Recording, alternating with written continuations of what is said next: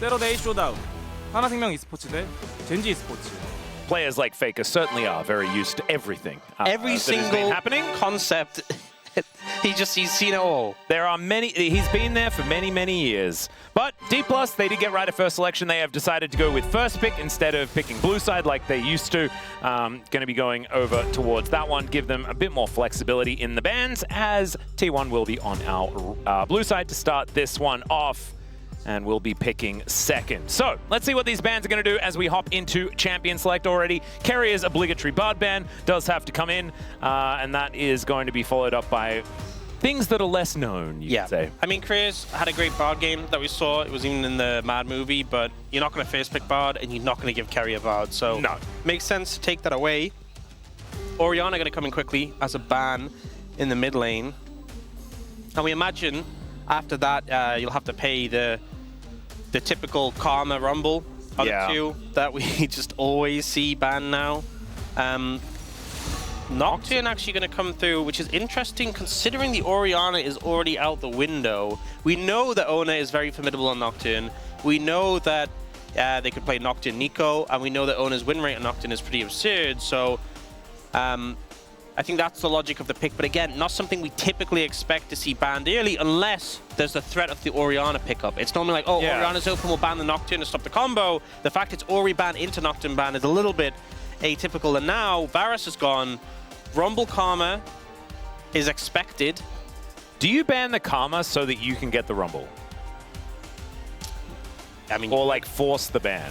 Yeah. And then get something else like an Azir or a Ryze or a Pantheon or a Jarvan?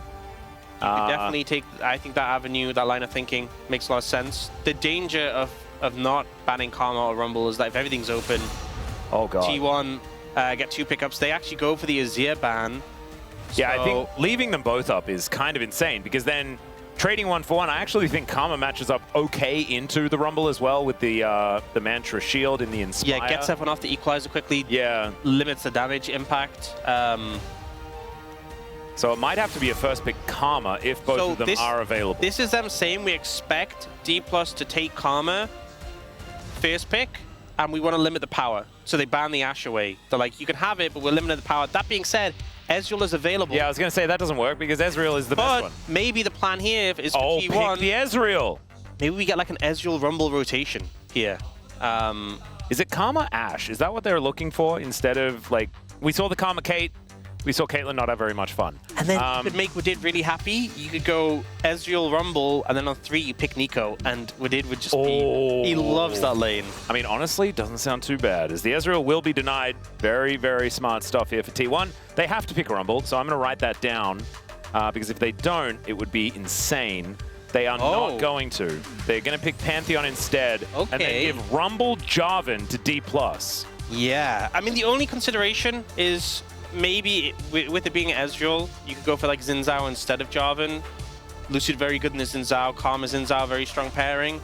But I mean, either or, both junglers perfectly fine here. Oh god, no, don't do that to me. Please. This feels Rumble is up! Jarvan is up! Xin Zhao's up! Don't This is them wanting to secure a strong 2v2 before things get banned away. Jhin Karma is a very strong lane. You know, we talk about Kate Karma, Ezreal Karma, Jhin Karma is another strong one. This Jhin with the Equalizer is super potent. That is a good point. So Akshan should be the lock-in here. It's, yeah. Wait, you have to pick Rumble D+. Does she just not want to do it? Does he have an answer to it? Did they just handshake? Like, let's just not pick it? Yeah, maybe they confirmed that earlier on. I have absolutely no this idea. is Lucid Xin Zhao, which we did talk about. A pick he's had some massive performances on. But it kind of just puts the... Is Rumble banned or we just can't see it? It's kind of passing the hot yodel back to the other team. Yeah. With the Rumble. Will T1 pick it up? I mean, someone should. It'd be crazy. Like, it is by far the most banned champion, and if it just flies through the second rotation, it would be very funny. Yeah, well, Ryze is going to be picked up, so it is just going to fly through to the second rotation. Pantheon Ryze has been very, very powerful, but we haven't necessarily seen it be always capable of victory. Well, what I like here is that T1 are second pick, so they get first dibs on the Rumble, so that means D+ have to ban it, and T1 can ban away, oh, I don't know, Nivea Cassiopeia. Or seems TF. like a decent move. TF obviously into Showmaker is an understandable ban as well. Yeah, it makes sense if you want to shut down that global pressure. Especially Karma TF. Very frustrating to play into, the speed up and the stun card. Yep. I think the Anivia still could be warranted though. Maybe T1 don't want to play Rumble. Maybe they're just not interested in it. I'm very confused though, because I felt like the priority on the Rumble should be much higher than it was. Obviously Yuumi needs to be banned. Ezreal Yuumi, one of our favorite lanes here in the LCK. We love that one. That was sarcasm. I was being sarcastic. Anivia going to be taken away, and so the Ryze matchup going to be protected. Is it just another support ban? Maybe that's what D+ are going to do. Maybe they ban the Nami. I just feel like Rumble hasn't been banned. I don't think we talked about that. Yeah, they're just not going to ban it, dude. That's just, I don't understand. Maybe they just lock the Rumble on 4. Like, B4. I would actually love it if we just don't get it. I actually think that would make it really fun. If we just pretend it doesn't Maybe exist. there was just an agreement beforehand. Like, Shiu and Doran are just like, dude, like, I just don't want to play Rumble. So like, bored I'm just of not Rumble. into it. Ezreal Nico, Maybe that is what's happening. Widid is going to be overjoyed right now. So psyched about seeing the Ezreal Nico. Has there been a counter in scrims being prepped for the Rumble? And they're scared of it? I mean, They're scared to blind it? I have to say, Cassiopeia Rumble goes pretty hard here. Like, miasma down, and then you can't flash out of the equalizer if it goes down on top of it and stuff. Be pretty cool. But Rumble doesn't exist in this game. And But there it is. Okay. Oh. So it's a B5, well, R5, but B5 technically. Rumble. Yeah, Rumble. Yeah, they can pick that one. The fact that they get it, No. obviously it needs to be Alawi instead. Yeah, That's a really good actually point. prefer Blind Alawi is, wait, you just hover the Rumble and then you're not going to lock it in? Just remind us that it exists. My lord. Well, there it is. This has been the strangest draft. It's just dodge the Rumble. What's funny is that everything's been kind of straightforward and normal apart from the Rumble. That's been the one thing that's been like the elephant in the room. Well, the ambassador for Doran, this has been one of his best champions, and he is going to lock that one in. There is a lot of power on this T1 composition. I was wondering if like there's been some counter developed in scrims. Remember when we used to have the Galio in the Rumble? Yeah. I was like, is there something we don't know? No, because he just picked Ambassador. He just picked Ambassador. So T1 have that really strong mid-jungle combo of the Pantheon Ryze that can take over the map. You have good setup in both side lanes. Once Ambassador 6, once Nico, I mean really at any point, but especially when she gets 6. But I think the Rumble for Shiru is going to be a pain point. The Karma Jhin is going to be a pain point. And even though the Cassiopeia doesn't always like just crush the lane early, it's a matchup that does give Ryze some problems later on playing into her. And we have seen the Cassiopeia sometimes take over the matchup. So yeah. Not to mention, if you manage to get CC layered on top of Miasma with the Equalizer, like the amount of AoE damage that D+ has in teamfights later on is going to be ridiculous. And getting that setup with a Jhin is something that is relatively reliable, right? And definitely non-committal, which is the biggest deal. So I think that this DK composition has kind of come together really nicely. The order the champions were picked makes absolutely no sense to me, but they got there in the end, and maybe that is the most important. T1 have so much comfort, though. Like, Faker's Rise needs no introduction. Ezreal, Nico are two terrifying picks for both Pays and Carrier. Doran's been brilliant on the Ambessa and the Pantheon for Ona, so could be scary.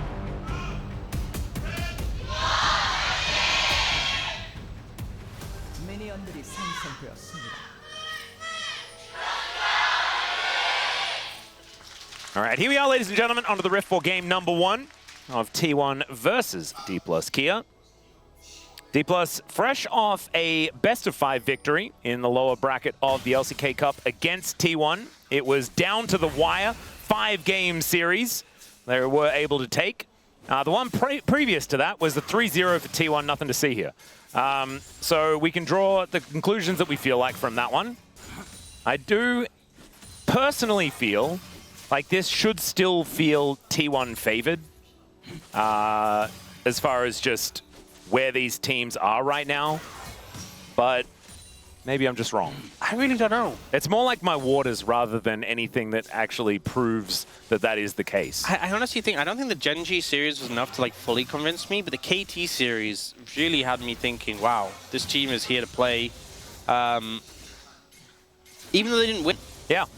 I mean, they could have. That was a flip a coin type series, that one. So we know that T1 are a team who can thrive in chaos, and that definitely was a chaotic series, so they are no strangers to it themselves. Pick against some good trade-offs here. Well, meanwhile, here towards the bottom side, Smash arms that fourth bullet and then reloads at them aggressively. I think this is my concern, is that despite it being a counter matchup in the mid lane, you know, that is often talked about, I actually think the other matchups are a bit more dire. Bot lane in particular is really unfun, because Karma can just shield the poke from the Nico and walk out of it and dodge poke, and it's so easy just to harass them with skill shots. Karma Jin's so obnoxious. So if you get hit by a magic Q, you get rooted out of it. Yep. And then you get rooted again. Oh, man. And then you just take grenades and bullets and a whole clip, and then it's just not a whole lot of fun. As Doran's doing his best here in this top lane, is currently ahead by about a wave, which is pretty impressive. I believe she has been missing a couple of these. Still, I think the Rumble is going to be just fine. I think it's going to be largely about how he plays the team fights as he gets a bit of an overheat here. And Doran is able to flash his way out. And she holds the wave right here. Yeah, the fact he gets the flash from Doran already feels pretty good. Going to be able to recall, getting a level 4 as well, soak the minions while he's going back. A little bit concerning for Doran. Obviously, Rumble very obnoxious to play into. And the damage, just the base damage he has, I was going to say in his passive with the autos, but just in his kit in general, a lot. Showmaker coming on over, will be able to grab some Crystalline Overgrowth, but hasn't had a lot of time to build. Is still looking for that first plate, as he is going to very speedily clear out this wave. Home Guard's going to help Faker get back, so he's going to be back here in this lane very, very quickly, but the crash comes on through comfortably, and at least one of these minions will be going to the wayside.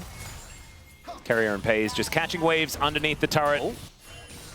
This is doing what it says on the tin. Orcs, this bottom lane, the Jhin Karma is just taking full control. And this is one of the first games that we haven't seen a level 3 gank from either jungler. Yeah. In what feels like a week. I mean, that's the thing, is a level 3 gank from the Pantheon. Bot lane could have mixed that up, could have changed things. We also see, you know, the Boots of Swiftness start on Jhin. I hate when you're against this. It's so frustrating. Because on Jhin specifically, like he can go this and like not miss out on like his early curve and be fine. Yeah. But especially when you're playing a skill shot focused lane like Ezreal Nico, it's so difficult when suddenly the AD carry you're playing into just has way more movement speed. So the skill shots are way harder to hit. Yeah. And especially because you're playing Ezreal, so you have to spend 400 of your gold on mana. So it's not like you can just outstat him. Yeah. In that regard.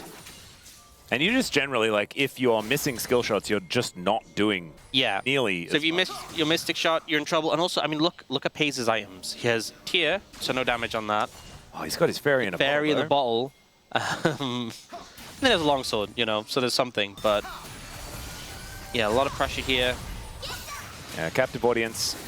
Does get proc there as, Showmaker looking for a little bit of an angle here as Faker has to flash to get himself out of this lane. Uses his Ghost earlier as well, just to make sure that he could escape.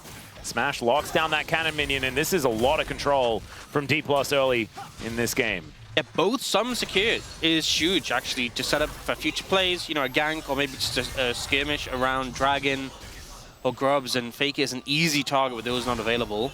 You see Paze and Carrier trying to fight back as best they can. I mean, that's just Nico and Akama. You throw the Q, she shields the damage and runs out of it. Huh.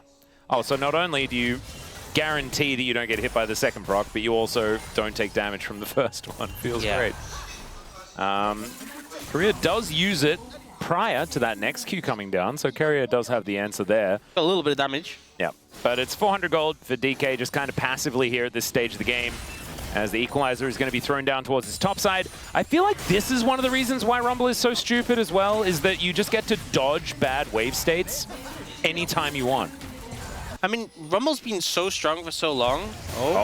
Flash Petrifying Gaze comes in, and even though Faker was able to not get stunned, he is still very dead. Lucid picks up first blood, and I guess D+ are just still on the same level of form as they were up against KT, regardless of the result, as Lucid is going to have to flash away from Ona, who does get the stun off, but he gets over the wall.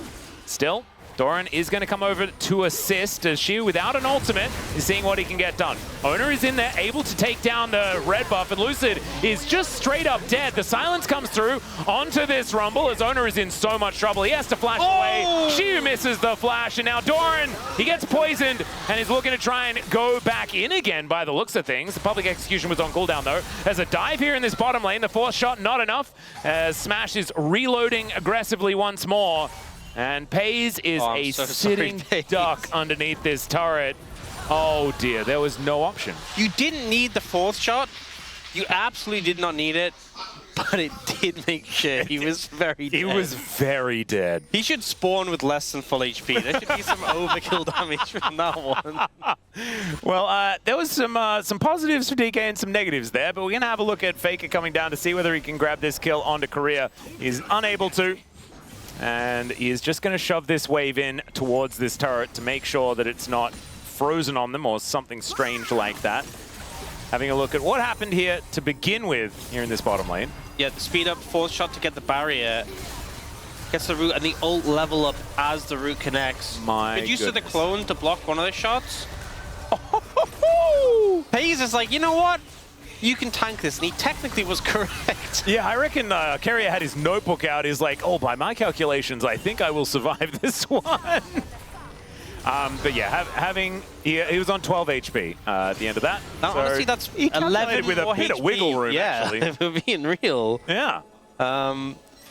Okay, so bot lane, going good for D+. On the top side of the map, I think, so Showmaker was obviously trying to push the wave and was low on mana, and they still try to contest the invade. It was a bit messy, and obviously the fail flash from Shu. Don't need to say more about that. So we're seeing some resistance from T1, which is good. Ona's trying to be proactive. He now has his ult available. Finding a good spot to use that, though. You'd love to use it bot side. We always love to see the Pantheon ult bot side, but they both have flashes, whereas the top side of the map is all flashless, so I think it might be a ult Shu or ult Showmaker angle, just because it's a guaranteed kill. Really, if they're overextended. Whereas bot lane, if you ult bot and they flash out, worst case scenario is they turn it onto you, especially as they have like a Jhin. They also know that Lucid is towards this bottom side. He's clearing out a ward right now, as there is that ultimate that you were talking about. Xiu does get towards his turret, as the Equalizer is in a pretty good spot. Public execution gets Doran in there. This turret is getting so angry, and Xiu survives! Okay! So I misspoke. I said it was a guaranteed kill. Not quite guaranteed. 16 HP, by the way. That is 15 more than he needed. Even more than Carrier. Yeah. You know, excess, honestly. A little bit close. And I think what Doran was trying to do is he was trying to wait out his cooldowns before he ulted. I think that's why he held the ult. He was like, I need to wait for my cooldowns to be back up. Then he ults when they're back up to lock him down. And it was really close, but... the turret was still just so incredibly wound up. Yeah, I think that it was just a little bit dangerous. I can't really fault the execution in the play. I think for the most part they did everything they wanted to. I think the problem was it was a bit rushed. He wasn't that overextended. I think they wait till, like if you look at even on the mini map now, the position he's in now, if you ulted then he's just dead. Yep. But he's probably there because he can't ult him, because he knows that it's on cooldown. Yeah. But also, to be fair, if he survives on 16 HP, we can't really fault them. True. Well, curtains are being called here as Pays is just going to start channeling a back. Well, he hit... As Carrier takes all of his health damage. 4 times. But, yeah, he unfortunately, did. not the real one. That was pretty cute. As Carrier is able to prevent him from being interrupted. Smash, though, is still going to be able to get this plate at least. This is actually part of the issue, is that because Carrier blocked it all, Pays was going to recall anyway. Carrier also has to recall, and then Smash just gets to push the wave in and get another plate. 900 gold lead in the bot lane, by the way, already. That is, well, actually, it's a bit more than that, isn't it? And even more than that, as it now he moves got up to the 1.4k. Cashback money came in when he released his Ghost Blade, so My goodness. All right, Korea possibly in a little bit of an awkward spot as Carrier gets that Pop Blossom down, but Showmaker comes on over. Flash out from Korea. Petrifying Gaze is fantastic as there's a 3 talent strike onto Ona, and the Twin Fang is able to lock him down. Even more damage coming through. The Flash Twin Fang from Showmaker, who comes alive in this mid lane. And she was overheating on the top side of the map, but DK just winning all over the place. That is not going to be a snare, but he's still taking a lot of damage. As, oh dear, we've seen Pays in an awkward spot in this bottom lane before, and that may be revisited here in just a few moments.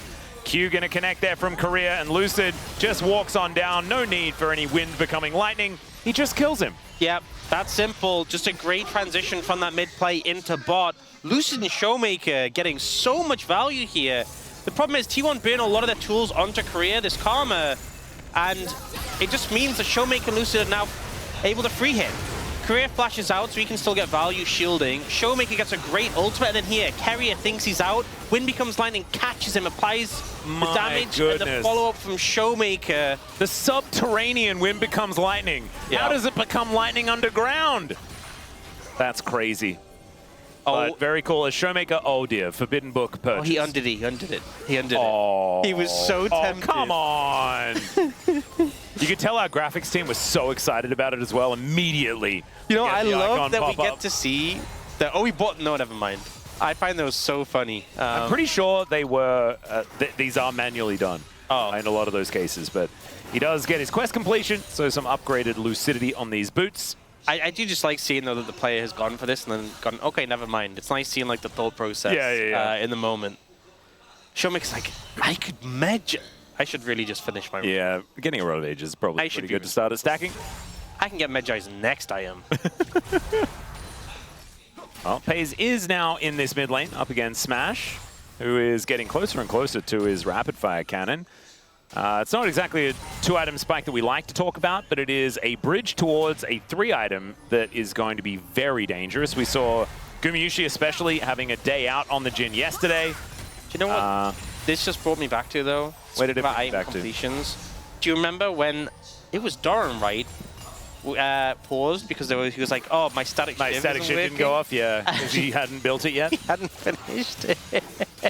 I love that that was also the same season that Aiming bought a static shiv and it was illegal to buy it and then had to sell it in the game because he forgot. Yeah. Oh, what a time to be alive. All right. Speaking of being alive, Shiu is down here towards this bottom side of the map with Flash up and available. There is a Pantheon in the area and a Karma with Lucid lurking. He just dashes forward. There's a public execution just to avoid some CC. And Ona able to connect some spears onto some minions, but otherwise not much more than that. Next Drake up in 20 seconds time, which is why we do see some milling about towards this bottom river. And it hasn't spawned just yet. We'll see whether T1 are actually going to go for any sort of fight towards this to try and deny the double dragon. I think it's so difficult in this position. Already at such a big deficit. 14 minutes, 3,200 gold down. I think you just try and go for a cross map. If we look at Ona's position, that seems to be the play they're going for. There's Ona and this wayward minion walking towards the top lane. I wonder what that could be. Yeah. Wow, it's just some of the spaghetti code going wrong, I guess. Couldn't be Carrier. As Lucid just going to start this Drake up by himself. Looks like T1 are not going to try and contest. DK are not going to invest any more resources than they need to in order to take it down. So teleport back from Doran, who does have his Eclipse. This is a big deal. Leandri's not quite done yet here for Shiu. And T1 are just looking for a trade, wanting to grab Shelly. As this is 2 in a row, Ox. I'm sorry, but this is where we have to start drawing the line and saying you've got to work harder. Yeah, I'm sorry. That's all right. Is there some hidden value here? I guess there's a Karma on one side. The Eye hasn't been picked up. With it. True. There's Seraph Shields on both mid laners, eventually. Oh, the Actualizer plus 4 Chemtech Dragon. There you go. Imagine Rise, Actualizer, Seraphs, 4 Chemtech Dragons. That would be a shield. All right. I'm there. The Eye was not picked up, so Shelly is just going to go back to the Void. She's out of a job today, or maybe it's her day off. Not entirely sure. But that is not going to be something that T1 can utilize. So DK were able to get themselves the Drake and deny Shelly, although they weren't able to use it themselves. All right, T1 are going to have to do something at some point. to try and pull themselves back into this one. 2.6k is a decent lead. It's not end of the world, but we're heading towards FaZe's 2-item spike. The Seraphs is on the way for Faker. Should be done relatively soon, although he only has 2 components. They have a good amount of pick potential. They have a good amount of trickiness with like the globals and Nico. I think that's the window back into it, is find someone isolated. What about killing Shiu?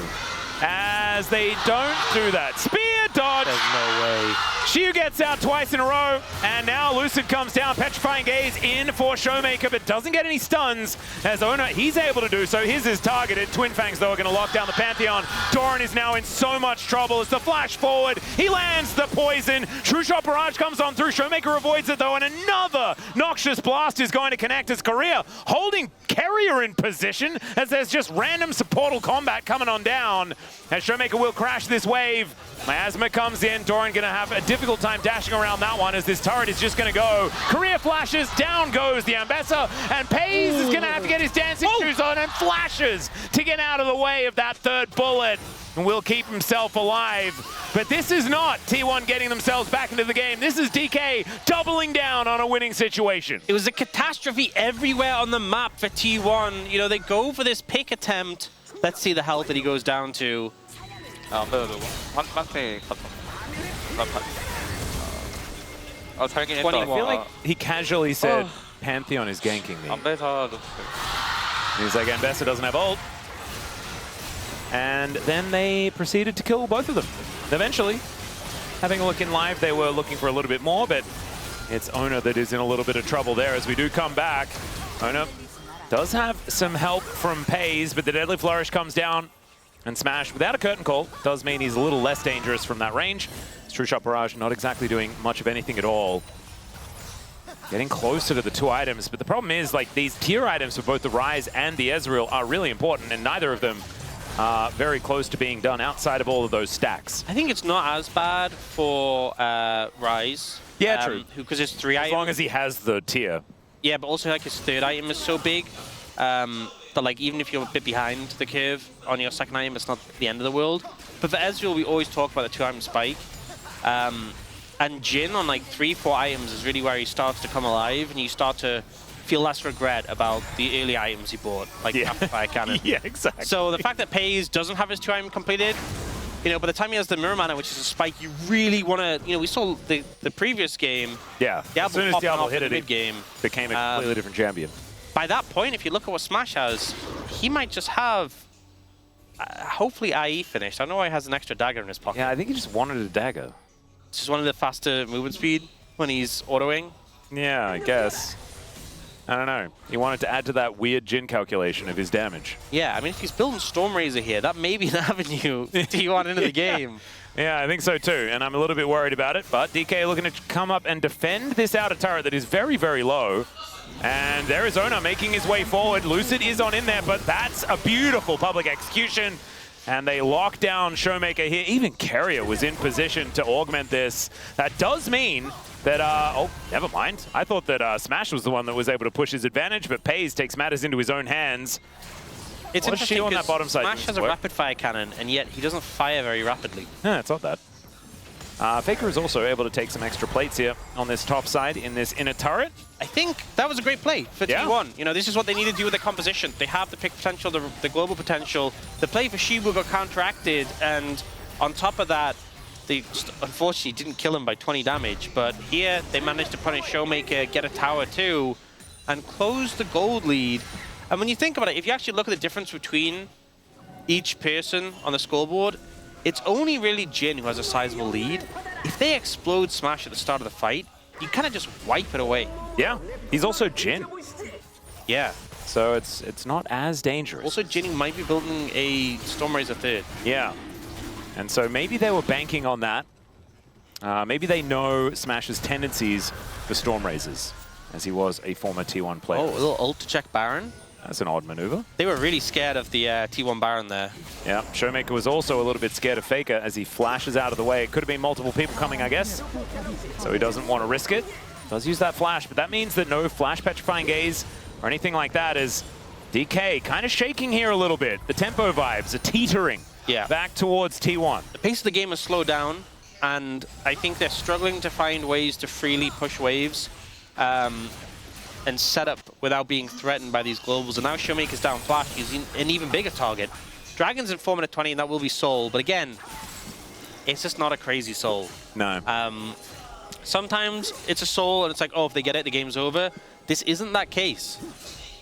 It's a little bit concerning. Yeah, there are, like, Xin Zhao, I think, uses it relatively well. That's the thing, it's like, uses it well, but it's like, you know... It's not a game breaker. Yeah, it's like when a team gets Hextech Soul, I feel like oftentimes you just want to FF. Yeah.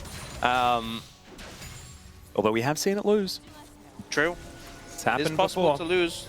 I mean, every Soul, I think, it's not guaranteed, but it's just the odds, right? And I think Chemtech Soul here not going to give the most insane odds, which is why D+ really need to play this next bit of the game carefully. They're still ahead. They're still in a great position. But a couple of mistakes, we've seen how T1 can turn a game around. Well, they're going to try and turn it around once again with a gank onto Xiu, and it's not going to work. Yeah, I actually love how he played that. Because I think 4th time is the charm.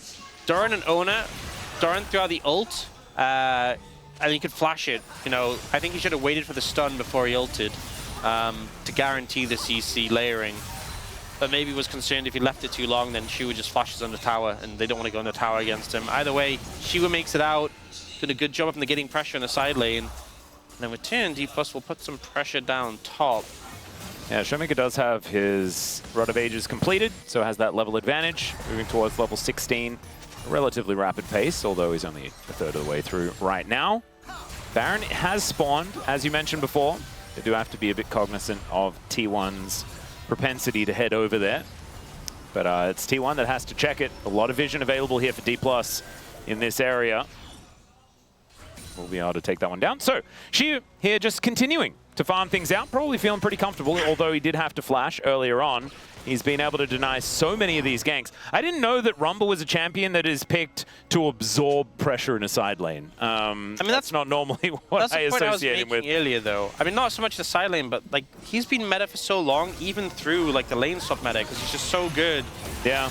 Playing defensively. Oh dear, Carrier gonna have to pretty defensively ult here, but they might actually be able to turn it into an engage onto Lucifer, but the Crescent Guard, so incredibly powerful. Korea down very, very low. As the curtain call in a choke point is not exactly what they wanted to deal with, and the Equalizer is going to break up the fight. Still, it doesn't get a whole lot of value as Lucid dashing forward, flashes in, and the double snare is going to mean the disengage here for T1. Deadly Flourish, it's not quite over just yet, although, as I say that, it is. And D+ unable to get any kills. Yeah, I think the fact that T1 got out of that situation, you know, definitely was a delicate one. I think Doran coming in and just creating so much space and denying the Jhin ults. Faker also 8-1 just completely with a Seraph shield that I was pretty worried when I was going towards him, but... It's Stormrazor Jhin as well, so he should be doing so much damage over the Ewoks. Yes, all of the damage.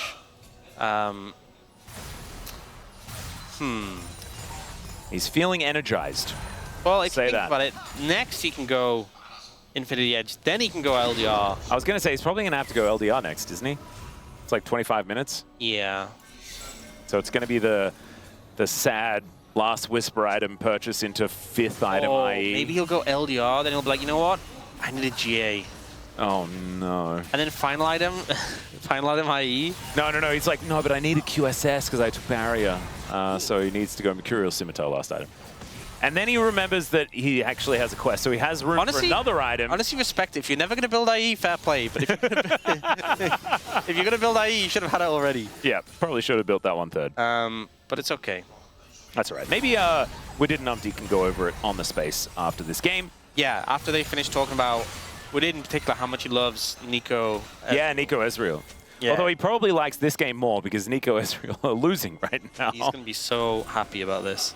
Well, I mean, this is like, for me and Widid, it's like really hard, right? Because I have to watch Jhin and he has to watch Ezreal Nico. Like, it's a tough bottom lane to observe. Yeah, but your hated pick is winning, so you feel way worse. I do feel worse. As Doran, he might feel worse than me as he's just getting chain CC'd. And the rest of his teammates just have to kind of watch. They kind of felt a bit apprehensive about going into that, understandably, but they do chunk Doran out, but they don't actually manage to kill him or really burn any resources from T1.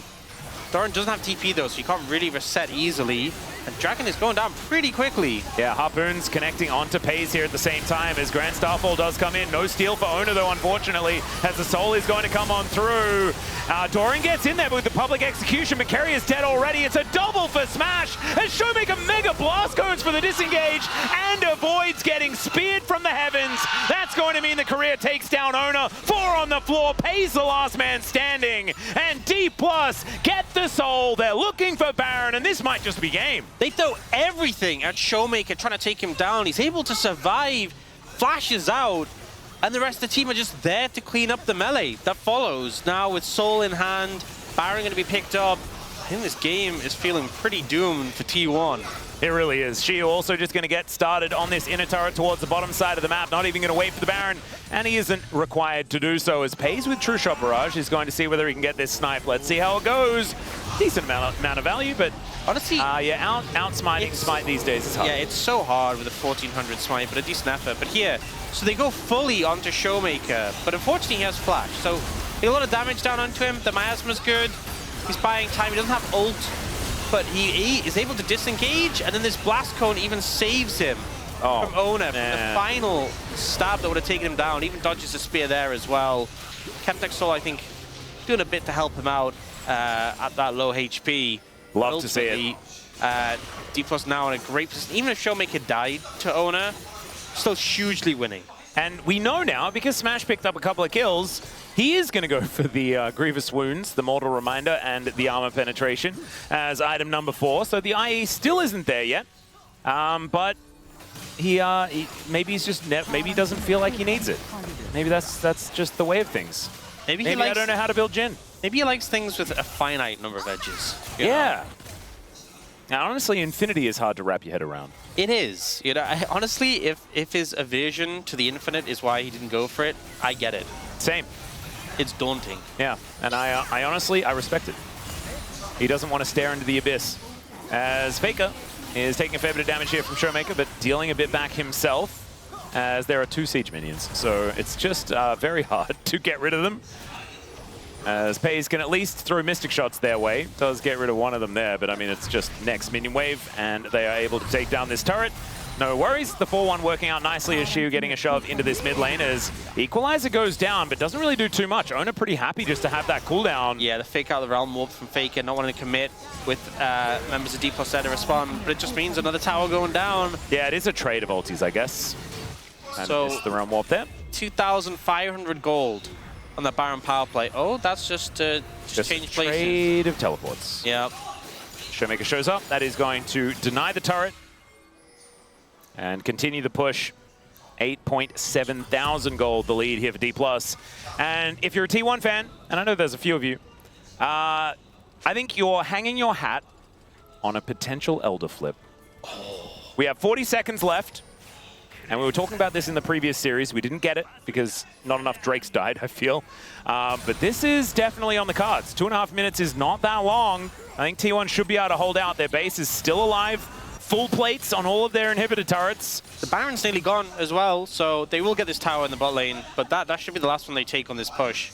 And Actualizer's done. True. Big spikes. Some big spikes coming through for both Faker and Pays. All right, let's see whether they can keep themselves alive, though, and actually be able to get into position, because there is so much vision.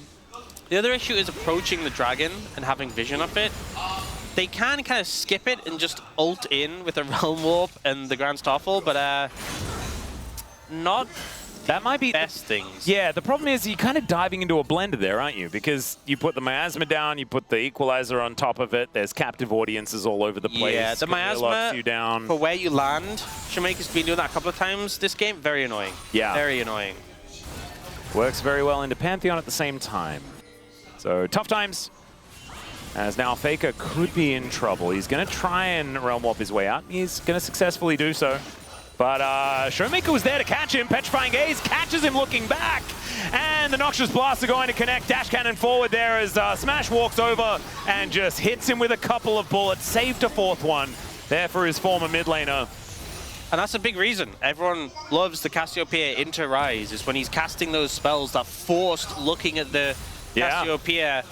Can time it to get the ult off. Really well played by Showmaker to get that. And what could have been an escape for Faker ends up being a death, ends up being a punish. An opportunity to try and push this wave in, but I think without the Baron minions, you're not going to get much progress. Yeah, 1 minute.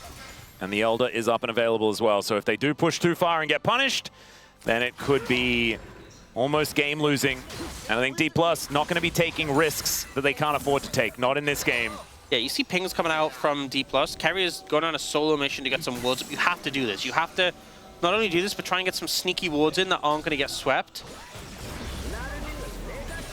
They've already found one. The control ward in the pit is not going to be long for this world. Yeah, they're going to be able to take that one down. Although they haven't seen it just yet. Ward has survived for a very long time. They will be able to sweep though. Oh, they've pinged it now. They've seen it now. There's a ward in that tri-brush as well. Limited vision, definitely, for T1 in this situation. Is it enough, is the question. Doran doesn't quite have his TP back yet, so a TP flank isn't on the cards right now. And Elder spawns. All right, Mega Cone just going to get exploded there by Showmaker. Our face checking in Cassiopeia is just miserable. Yeah, I just feel like face checking this team in general is really difficult. However, they have a Nico. Shape Splitter is very, very good at doing exactly that without sacrificing yourself. They did nerf it to have longer cooldown, though. The cooldown starts when it dies, not when you press it, so don't have as much availability as before to keep scouting. I like this wraparound, though, not just going straight through them. Yeah. It seems like D+, they won't start the Elder. They will just look to fight, which I think is the right call. Yeah, Shu getting that wave shoved in. Smash doing the same thing in the mid lane. And this is an 8,000 gold lead. Bounties are up. DK's wallets are very hefty. Some supporter combat towards the north, but T1 not going to engage on anything on the bottom side as Faker is dealing with that mid lane wave. And DK very patient. Don't want to start off this Drake without a plan. They have so much dragon damage, though, just with Cassiopeia there as well as Lucid and Shu. Let's see whether T1 can do it. Ona can always get in. We know that. As he ults into the backline to Smash, flashes out of the way. He gets cleansed. Decent dodges there at the same time, avoids the snare. As Doran wants to get on top of him, the Deadly Flourish comes down and connects onto Carrier, and then he's able to outplay. Now the curtains are being called, but he immediately has to stop it. As Faker was looking to get on top of him, it just doesn't matter. As D+ will ace them and look to push down the mid lane. Smash with the fancy footwork to dodge away from his old teammates. Able to survive the fight and turn it around onto T1. 17-2 the kill score, and they're going to be able to take game one. Damn. Well, we did think that perhaps there was a little bit of a whoopsie done as far as the draft was concerned, but honestly, I'm blown away with how well D+ held onto that snowball and never let it dissipate. This was pedal to the metal League of Legends from them the entire time, and they'll take down the Nexus and put themselves 1-0 in this series. Attempts on Shu, they were unending. There was the Orianna ban, the Varus ban, the Caitlyn ban, the TF ban, the Anivia ban, and then no Rumble ban to come on through.